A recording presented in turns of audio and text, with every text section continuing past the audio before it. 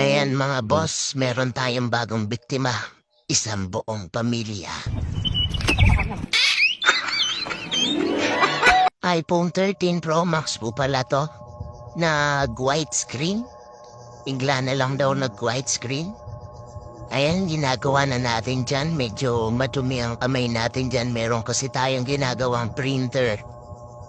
Gumagawa rin po pala kami dyan ng printer, laptop, PC, yan. Punta lang po kayo, SM Bacoor, 4th floor, Mobile World Store.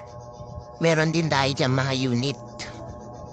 Bisita na lang po kayo. Salamat.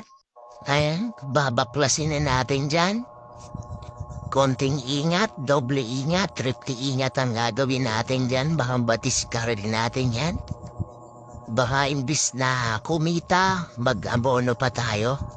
Para tayong nagpatiwakal niyan.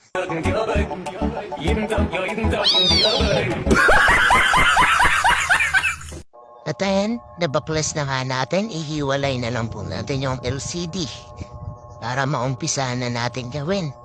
Sa mga ganyang 13 Pro Max, nagagawa pa naman basta hindi siya yung nabasa or bumagsak. And kung biglaan na lang nag-white screen, green screen, black screen, nagagawa pa naman po yan.